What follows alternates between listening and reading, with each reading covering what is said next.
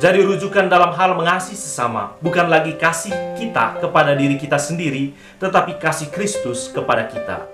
Inilah alasannya bahwa kata-kata kotor seperti Yesus babi, orang Kristiani kafir, dan lain-lain tidak pernah dibalas.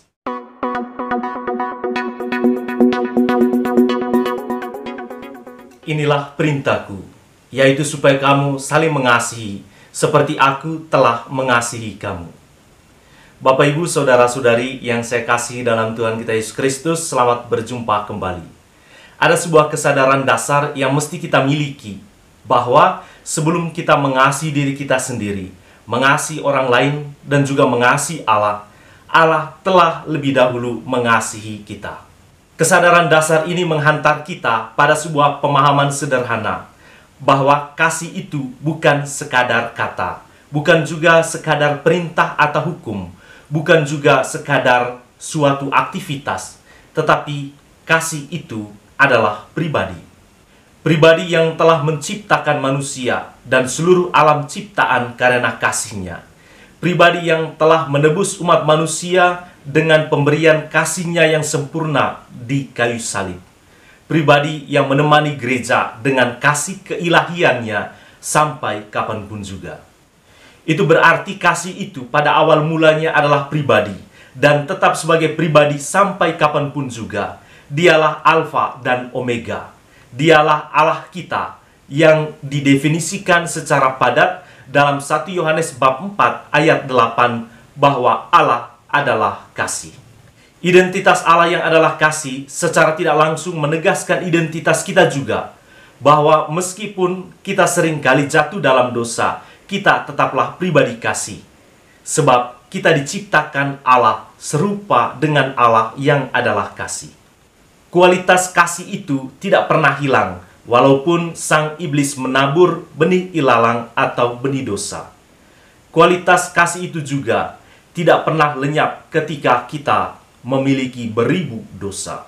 Makanya kita dapat menyaksikan kasih kealahan Yesus kepada perempuan yang kedapatan bersinah, kasih Kristus kepada Sakeus, kasih Kristus kepada penderita kusta, kasih Kristus kepada penjahat yang tersalib yang bertobat. Bahkan kepada kita semua, Yesus mengasihi kita dengan memberikan nyawanya untuk keselamatan kita. Memang, upah dosa adalah maut, tetapi upah kasih Kristus adalah kehidupan kekal. Pada titik ini, Bapak, Ibu, Saudara-saudari yang terkasih, kita dapat melihat dengan mata iman bahwa kasih kita amat rapuh, mudah patah, dan juga mudah layu. Tetapi kasih Allah yang maha sempurna, yang tidak pernah memandang sebelah mata setiap pendosa, membuat kita memiliki harapan bahwa kasih dapat dibarui, kasih dapat disegarkan kembali, kasih dapat ditegakkan kembali berkat kasih Kristus. Buluh yang patah terkulai tidak akan diputuskannya, dan sumbu yang pudar nyalanya tidak akan dipadamkannya. Allah mengubah kita, mengubah dunia dengan kasih-Nya. Bagi Yesus, mencintai berarti melupakan diri sendiri demi orang yang dicintai, rela memberikan nyawa asalkan kita selamat. Tentu saja kita dapat mengatakan, wah, kasih seperti itu mana bisa dilakukan, Romo? Lagian manusia itu biasanya berpikir tentang diri sendiri pertama-tama, baru berpikir tentang orang lain. Tetapi ini bukan soal bisa atau tidak bisa, tetapi ini soal prinsip dasar kasih. Perlu kita ketahui bahwa kasih itu sedikitnya memiliki 3 unsur penting, yaitu spontan, universal, dan konkret. Kasih itu sebuah gerakan yang spontan, yang keluar dari dalam lubuk hati, tanpa banyak berpikir panjang atau berbelit-belit, di hadapan orang yang membutuhkan uluran kasih kita. Kasih seorang Samaria yang baik hati, yang segera menolong seorang yang telah dihajar para perampok adalah wujud kasih yang spontan. Selain itu, kasih itu juga bersifat universal, yang melampaui aneka batas wilayah, agama, suku, ras, status, dan aneka perbedaan yang lain. Dalam aneka bencana alam yang kita alami akhir-akhir ini, kita dapat merasakan bagaimana saudara-saudari kita, baik yang ada di Papua, di Pulau Jawa, maupun di daerah-daerah lain di Indonesia ini, mengirimkan bantuan ke daerah NTT yang mengalami bencana alam. Lebih jauh lagi, kasih itu bersifat konkret. Kasih itu bukan sekadar kata atau hukum. Kasih itu sebuah tindakan, entah itu dalam bentuk doa, memberikan nasihat, mendengarkan orang lain, memberikan pikiran yang konstruktif, melayani, menyumbangkan sesuatu, bahkan seperti janda miskin yang menyumbangkan seluruh nafkahnya di bait Allah, atau seperti Yesus yang memberikan dirinya di atas kayu salib untuk keselamatan kita semua. Ketiga unsur kasih ini dapat kita temukan dalam diri Tuhan kita Yesus Kristus yang sungguh mengasihi kita. Pada hari ini, Yesus menunjukkan kepada kita betapa besar kasih-Nya kepada kita. Dia juga menuntun kita untuk mengasihi sesama seperti Dia mengasihi kita.